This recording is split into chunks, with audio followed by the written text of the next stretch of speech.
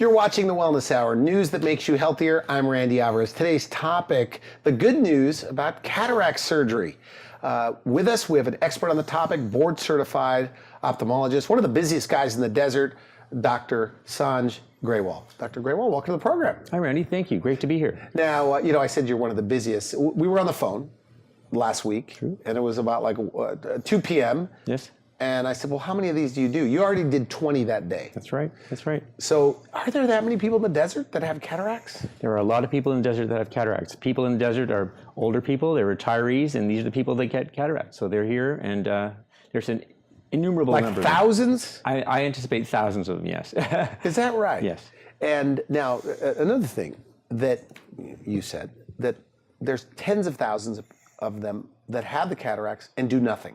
That's also true. And they suffer with poor vision. That's also true, yes. Is that right? Yeah, it's a shame because people have outdated ideas about what cataracts are and how to treat them. And so people have a fear of surgery, they don't want to go get it done, when really this is an opportunity for them to improve their lives and make things actually better than they were before. So one thing I'd like to educate people on is that this is an opportunity rather than something to be fearful of. Now the cataract, so this is all you do? I mean, in your centers in the desert, is this mainly what you do? This is the largest segment of what I do right now, and is cataract surgery. There are some other things that I do. I also do corneal transplantation and ocular surface diseases, dry eyes, various other things that occur there. But the bulk of my practice is certainly cataract surgery. Okay, so in the desert, and I know you don't have an exact number on this, but it's fair to say tens of thousands have cataracts that are doing nothing. Randy, it seems like there's thousands and thousands of people, more than I ever imagined were in the desert, who need cataract surgery. The population of Palm Springs, for example, is 40,000. I would guess there's probably 20, 25,000 of them who need cataract surgery or are in that age of cataracts. So there's innumerable numbers of cataracts in patients who need treatment for them. I see hundreds each week, and it seems like there's hundreds more the next week. So what age? I mean, at what age are people getting cataracts?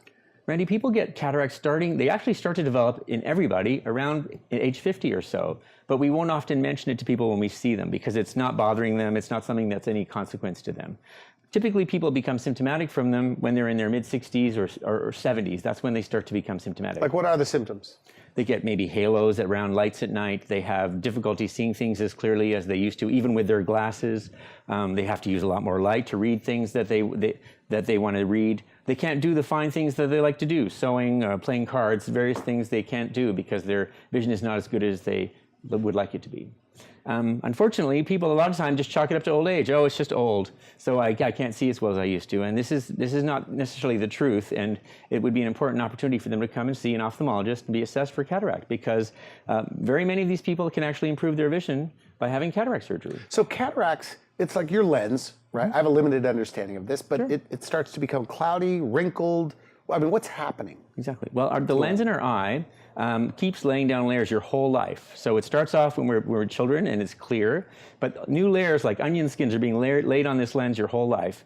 Eventually, there's so many of these layers that the lens starts to become cloudy and starts to diffract light. You get a lot of glare from things. It also can give a hue to colors. So things that were blue seem kind of green now. Things that were white seem kind of tan colored now. They're dingy.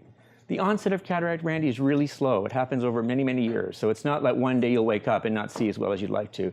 It's a very slow process. So sometimes people forget how well they used to see in the past. Yeah, that's what you were saying in the green room. You say that people don't even know they have them. Yeah, very often They don't even know they have bad vision. Yeah, they think, how's that possible? You don't know. I'm always amazed myself, quite frankly, because you show them the eye chart and they can read very few of the letters. And they should be able to. There's no other problems with their eyes that are limiting them. I mean, there are people that have other diseases. Even they can benefit from cataract surgery because this is something that we can fix. There are other conditions that we cannot reverse. Glaucoma cannot be reversed. We can treat it to try and stop it from getting worse, but we can't undo it. This is actually something that we can fix. We can undo the cataract. We can take it away. Once it's gone, it's cured. It does not come back. It cannot come back. Back to your question about how they don't even know they're developing cataracts and how they don't even know how they used to see. It's truly amazing. The onset of the cataracts is very slow, so every day there might be a minimal change in their vision. We don't remember things when they happen so slowly of onset, so we can't remember 20 years ago how clear this used to be. Maybe we weren't looking at this. Maybe we lived in a different house where there was different lighting. There can be lots of reasons why. We don't know. It's always dramatic to me when we take out a cataract from one patient's one eye they suddenly go, wow, the colors are so bright. Oh, really? Yeah, the things are so much clearer. That blue thing is not really blue, it's some other color, or that green wall is actually blue. Then they're like in a rush to get the second eye done, because once they've had it done, they realize it's not really that bad. It's not a surgery in terms of getting a knee replacement or a hip Isn't there like replacement. no downtime? I think that's what one of your associates told me. There's Very little. There's almost no downtime. I mean, the restrictions that I tell patients are you can't go swimming underwater, you can't lift anything that makes you strain, and you can't play contact sports for 2 weeks. That's about it. And that's it. And in this age group, that doesn't include very many people. Are you wearing those big giant glasses? No, Randy, that's an old idea. Really? Yeah, we have people wear a clear shield for maybe one day, maybe a couple of nights when they're asleep so they don't poke themselves while they're sleeping. And that's it, really. During the day, they can wear some regular sunglasses that they have. I'm paraphrasing slightly, but one of the things that sticks out, you say that in one afternoon, their whole life can change. Transformed. Elaborate. It's amazing. Not only in one afternoon, Randy, these surgeries take maybe 6 to 10 minutes to do from Really? start to finish. For That's you to all do it that? takes. Yes, yes. Now, they might be there for a couple of hours. They have to get ready and have their surgery. But the actual surgical time can be just less than 10 minutes for most people. And in that short period of time, we can affect a change that can really change how people live altogether. In that short time, you can really affect a change in somebody's life. They can go from not seeing at all to like really seeing the things that they enjoy in their life, just in that short period of time. A few minutes, maybe 10 minutes is all it takes. One of the biggest problems that people face as they get older is social isolation. I have an example of a patient who I had who really became very socially isolated. He was an older man, he lost his wife many years ago, and he lived in a rural area. So eventually his vision got so bad that he couldn't drive, and then he became even more isolated. And unfortunately last year, the fires in the desert, his house actually burned down. And tragedy, total tragedy. He was forced to move in with his sister, who then brought him in for an assessment. His vision was so bad that he couldn't even see to feed his dogs anymore. His dogs were his beloved creatures. They were like his children at this point. And so this is what actually motivated him and his sister to bring him in to get assessed. He had this fear of having surgery. He'd had some bad surgical experiences before. Understandably, one could be anxious. It is a surgery. It is something to be a little anxious about.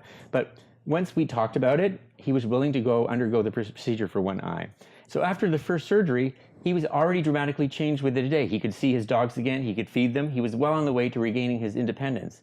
And within a few short weeks, he was moving back to where his home was to rebuild it. He was taking care of his dogs, and he was working on getting his driving license back. Within a month, we were doing his second eye. His life has changed. He now told me that he's dating somebody, actually. He's found a new love. Yes, at age 76, he's found a new love. Yeah, because 76 in the desert is very young.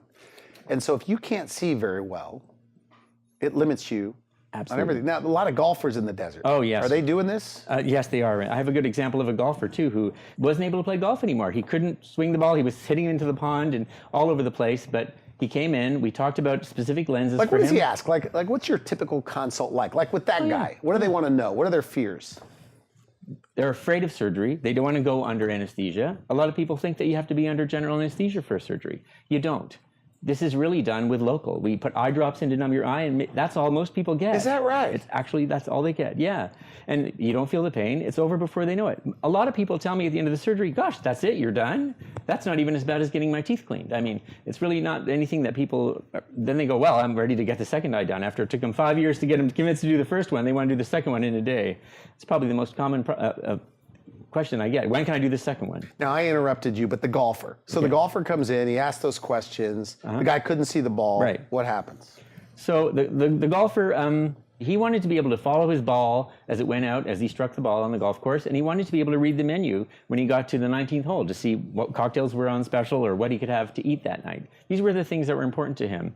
This is a guy who's always depended on glasses. He always Like had readers for reading kind of a thing? He had 2 pairs in his pockets all the time. He had one pair to see distance and a different pair to see reading. He didn't like bifocals. He couldn't adjust to them. So he'd always be carrying these 2 glasses around and losing them and spending more money on glasses. It was very frustrating. But there came a point when even the glasses weren't serving him well. Even with the glasses, he couldn't see to do the things he wanted to do. That's what brought him in the door. So we looked at him, we talked about what his goals were, and we decided that for him, the best lens was a multifocal lens. Kind of like multifocal glasses. They let you see far away and they let you see up close. This met his needs of seeing the golf ball as it went off, sometimes into the water, unfortunately, and also to be able to read the menu when he got to the 19th hole and not have to worry about these glasses in his pockets. He was uncluttered. He felt liberated from all these things. And you know, when your life is based around something like golfing, because you've earned that by working your whole life hard, that really changed his life. He was such a happy man. He always came in with a smile. Now, did they ever say, like, I should have done this years ago? All the time. Is this one of those things? All the time. Like, why didn't someone tell me earlier? Well, there's a lot of old information out there. What does that mean? People think that cataracts have to get ripe. This is kind of an old concept. But isn't that true? I mean, for insurance to cover this, you have to be a certain level of cataracts? Well, to some extent, you're right, but the concept of ripe is old. Ripe used to be because the surgery was not that good. Ripe. So ripe meaning like they're not ready to do surgery. They would be feeling their way around the house. Yeah, these are people who they were only ready for cataract surgery when they completely could not see. They couldn't see the door in front of them. They couldn't walk around. You could see white things in their pupils when you look at them. That's really an outdated idea. The surgery wasn't that good back then, so we waited until people were really disabled to do it. Now the surgery is so much better that we actually are improving people from where they were before. People who always have worn glasses don't have to wear them anymore. Really? People who maybe never have seen really good can see really well now. It's really a dramatic change. It's actually not just making things as good as they were before, which is what we do with a lot of surgeries. If you break your hip, you want to get a hip that works as well as your old one did. We actually could take people who were dependent on glasses or contacts or couldn't see anything, and now they can actually function without that. They have better vision than they've ever had. So with cataract surgery, okay, so you're giving them like a contact lens. I'm calling it a contact lens. But you're giving them a new lens with like a little bit of a bifocal and also correcting their vision. What about astigmatism, things like that? Oh, yeah. Can that be done at the same time? Absolutely, Randy. There's lots of choices available to us now. People who have had astigmatism, which means that they have distortions in their vision that cause images to be smeared out, that's the best explanation that I can give. Those require special kinds of corrections in your glasses or contacts. We also now have those available for the lenses that we implant after cataract surgery, so we can correct somebody's astigmatism, so they don't have to wear glasses or contacts to correct that. It's pretty dramatic. And we can also do that with multifocals. So if you have astigmatism and you want to see near and far, you can get the whole shebang and get everything taken care of. You call them multifocal lenses. So multifocal. You got the cataract surgery. Yes, sir. And it's just a different kind of a lens. Absolutely. That's kind of custom made, like a contact lens. Exactly. It's kind of like a contact lens, Brandy, but instead of going on your eye, it goes inside your eye, which means you don't have to take it out, you don't have to clean it, it doesn't feel uncomfortable, you don't have to change it. Once it's in there, it's yours to keep. How long are they supposed to last? These will outlast all of us. Really? Once it's in your eye, it's permanent. So if you're 80 and you live to be 106, your lens will outlive you're going to be you. able to see very nice. Absolutely. Because Yes, you're sir. old people. Yeah. I've had doctors on the show. We talk about fall prevention. Yeah. The pain management physician, Sure. Dr. Reinhardt in the desert. A lot of people fall. Absolutely. And a lot of it is because they can't see. Absolutely. I mean, does that happen? Sure. Pavement is uneven, curbs to step off of, stairs to go up ramps. There's all these things, poorly lit areas where people fall. A fall when you're 90 can be really devastating. That can be that could be the beginning of the end for you, because you break a hip and then you end up in hospital, you get an infection. It's really a downward slope for many, many people. But we can prevent that if you can see, if you can be safe around your house. You can walk over the edge of the rug. You can see where the step is. You can find the incline and be safe. So if you can see better and function better, you may not end up having any of these other problems. So HMO insurance covers this, PPO insurance covers this, Medicare covers this. If we can document that somebody is having some problem with their ability to function, it will be covered by insurance. At my age, if I legitimately am driving and I'm starting to see halos, which I don't, but I know people my age with a lot of halos going on. Yes, sir. Those people would be candidates and insurance would cover it. Absolutely. Even though they're not so-called ripe.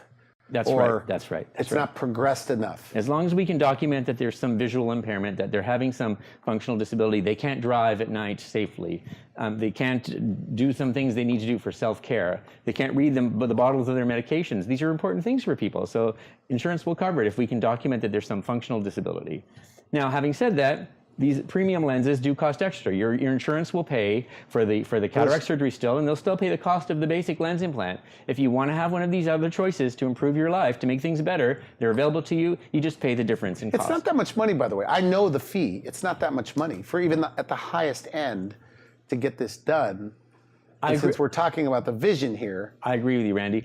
I think a lot of people sell themselves short. Sell themselves short. Yeah, sell themselves short. They're at 75 years old and they say, well, I don't want to do this for me. It seems like it's too much.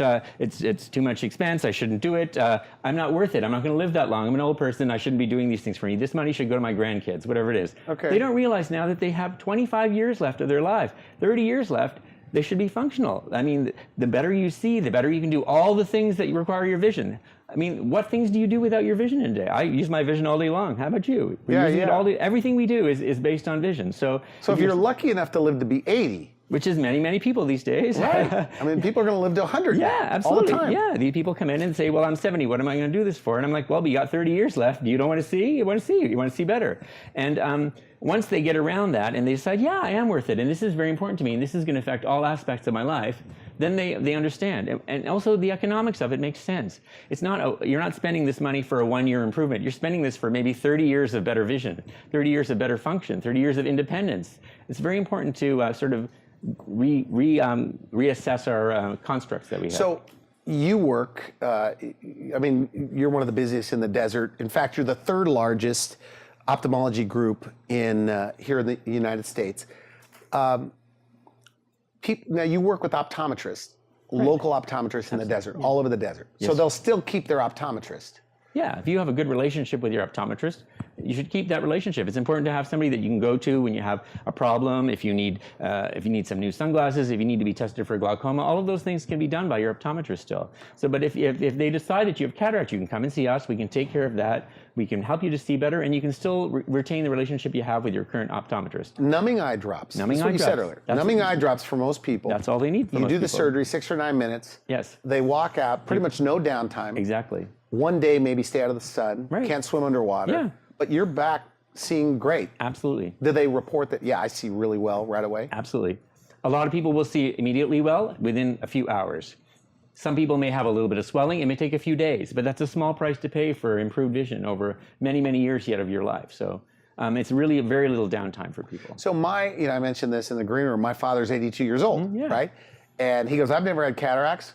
My vision's fine, but he's driving at night, and I'm worried about it. Sure. So would you say everybody has a little bit of cataract or some cataracts at 82? Actually, Randy, it's true. Most of us will develop cataracts starting in our 50s. Now, we will see them when we look at people, but if you're not having a problem, if you don't say to me, I can't see well, we're not going to maybe mention it to you. There's lots of things that go on in the body normally over time, and this is kind of one of those aging processes. I like to think of it really not as a disease, but more like a normal aging process. So basically, I tell people if you live long enough, you're going to need cataract surgery. So everybody gets cataracts? Everybody will get if you live long enough? Absolutely, yes, sir. Okay, is it more women getting treatment than men? Because men tend to put things off medically? You know, us guys, we don't like to go to the doctor. So it's true. Men like to not go to the doctor. They think that things can be put off. It's true. So a lot of times they'll be coerced by somebody, their daughter, their granddaughter, who says, hey, Papa, why don't you go in and have these looked at? We can take care of this for you. We'll drive you to the doctor. We'll take care of it. So they'll come in reluctantly, and we'll have a talk and figure out what their goals are. And they're 9 times out of 10, they're very impressed and want to go forward with it. So these 70 plus, is that close to an average age of the people getting cataract surgery? Yeah, I would say that most people are in their mid-60s or higher. Okay. And of those people, and I know we don't have exact numbers on this, I don't think you do, that these people probably had 8-9 years of bad vision before they finally get it done. That's also true, because the onset is so gradual. It's not like you wake up one day and you can't see. It's a very gradual sort of reduction in clarity. Is it like hearing? You know, they say that with hearing, you lose it so slow you don't even know you can hear. It's very similar. It's a very similar thing. You just lose it very slowly. So you don't have a comparison. You don't remember what your vision was like 20 years ago. I can't remember what things were like 20 years ago. Can you, Randy? Not the way I saw. So the onset is so slow that we don't have this comparison. They do have the comparison, however, when we take one cataract out and they can compare how they see in the other eye. They go, wow, I didn't realize things were so bright, or these colors were so wonderful, or I could see things so well. A lot of times the wives will say, thank heavens, I can turn those fluorescent lights off that we have all over the house. They can bring it back down to a regular, because these guys are asking for more and more light all the time so they can read or do the things they want to do. Is it common that one person will go in, they get it done, they see well, and then they bring their partner, drag their partner in? Well, it's less of a drag the second time, because they know that there's not a lot of downtime. They know that it's a quick recovery, and they know the results are good. So actually, the second person is easier to bring in than the first. Is that right? Because they're kind of sold on the whole idea. Yeah, absolutely. Now, this premium lens thing, where you can get people that wore glasses, they're 75, and they've been wearing glasses since they were 10 years old. Are there cases where those people are glass free? Yes, there are. Absolutely. Really? Yes, sir. Because when we're taking your cataract out, we're taking the lens that was in your eye out. So we now can put a lens in of any power we choose. So we use some calculations to come up with the power that you need to do the things you want to do. So if you want to see near and far, we can figure out. So if somebody's in their 30s wearing glasses, you know, they did their LASIK, but they still have issues or whatever, could they get a premium lens? Or it's not indicated for that? It's not. Well, I mean. Is that the future? It might be. There is a process called clear lens extraction that some people do. The risk benefits are still being weighed on that, so there's not a clear conclusion on that one. Okay, but cataracts, so over 50. Over 50, a clouding of the lens that we see. So if you're 60, you probably have cataracts. Oh, yeah. Period. And also, Randy, there are younger people who develop cataracts, people who've had injuries, people who've been on steroid medications. They can develop cataracts at an earlier age, so they can have them, and they can be real, and they can really have visual impairment, just the same as their grandfather or their grandmother does. And the surgery that we do for them is the same.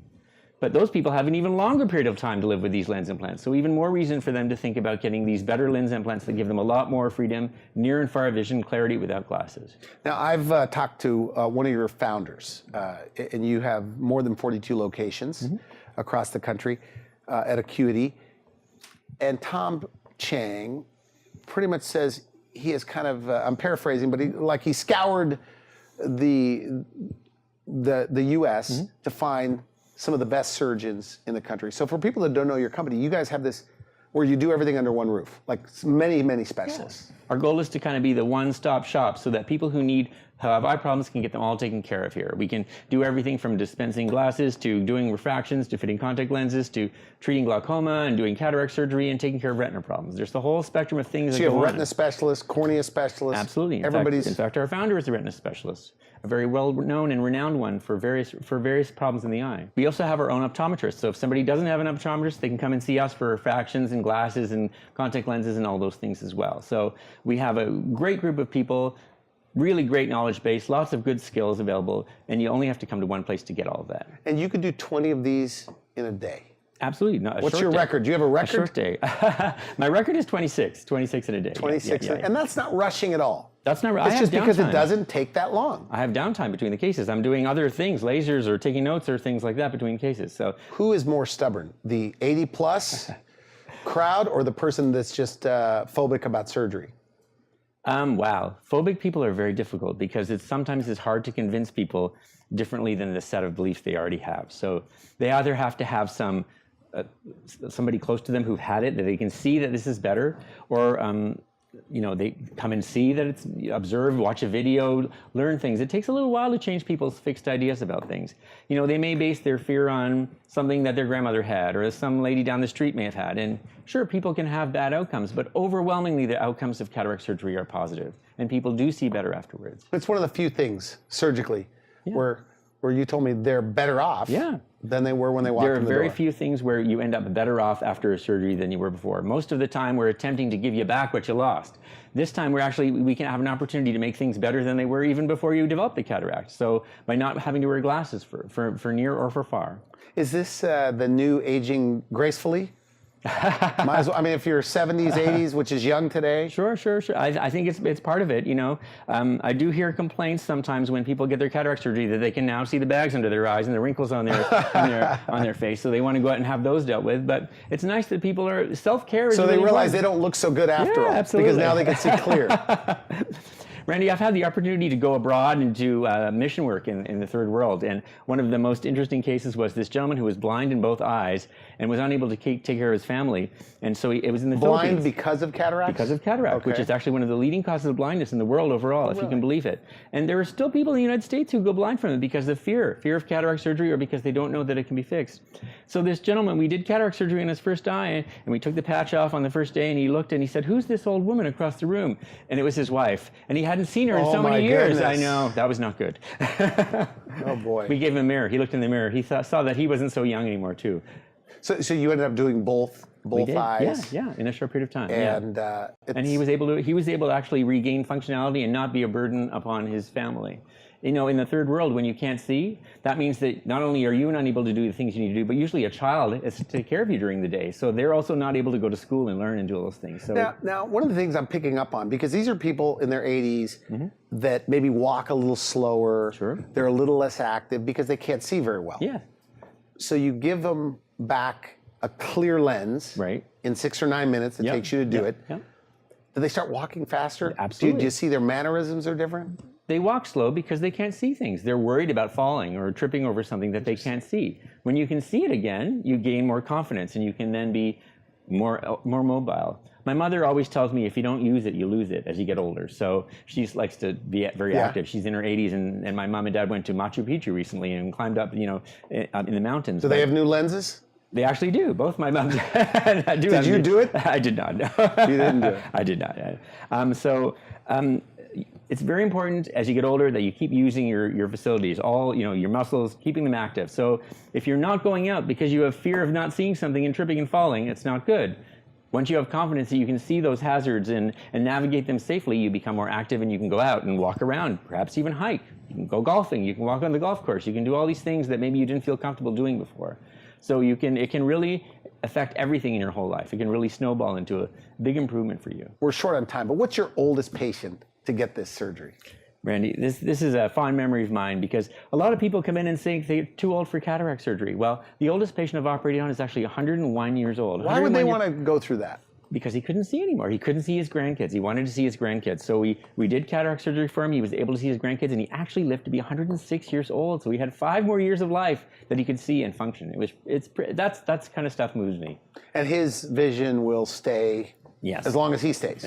Yes, indeed. Premium lenses, as a recap, there's options. So cataract surgery is covered by insurance, Yes. period. Yes. Medicare, even VA. I guess you Absolutely. are working with VA people. We do have some VA patients, yes, indeed. Okay, but the premium lenses cost a little bit more. Exactly. These are the ones where they could get a prescription like a contact lens. Correction. We can give them freedom, independence from glasses or contacts. And you have financing for that? Absolutely. If they need it? Yeah, absolutely. If the number seems too high for people, you don't have to pay the whole thing at once. We have ways that they can pay over time and enjoy this benefit for the rest of their lives, really. The people that get the premium lenses, are they the happiest group? That means the people that now, they don't have to wear glasses, they don't have to wear readers at dinner or have a flashlight. They're very happy, Randy. So really no flashlight? Well, like you still a need dinner? light. I mean, some of these restaurants are pretty dark. That's true, right. I need a flashlight sometimes, Randy. Yeah. So, but I mean, people who are well selected and are good candidates for this, their lives are better. They're very happy, and I very rarely hear people say that they regret it or wouldn't recommend it. Now, do they need a referral from their optometrist to see you? Well, some do and some don't. But if you're not sure, you can come in and see us, and we'll figure it out. We'll get prior authorizations from your insurance. We'll take care of all that. That's what we do. How long does it take if somebody wants to go in? They're in their 60s, because you say most 60-year-olds have a little bit of cataracts. Yeah, sure. They go in. How long before you say you're a candidate? You have cataracts. Usually, we'll know it on the first visit. We'll see them. You can see that that's the cause that their vision is not as good as they'd like it to be, and that's something that we can treat. So we can talk to them about cataract and get the ball rolling for them. We are out of time. I want to thank you for coming on the show. Final message. Somebody, they're 55 plus, their vision is starting to go, especially if they're 60 plus. Right. What's your advice? First thing is, don't be afraid. Second thing is, don't conclude that this is just because you're getting older, because a lot of times this is something that we can fix. You can come in, we'll see you, we'll diagnose you with cataract, we can discuss the lens options that are available to you, and we have the potential for improving your life for the rest of your life. Okay, good. I want to thank you for coming on the show. Excellent stuff. Thanks. Thank you, Randy. You've been watching The Wellness Hour. I'm Randy Alvarez for now. I wish you could help. Thanks for watching The Wellness Hour, the leader in medical news with your host, Randy Alvarez, the authority on health issues.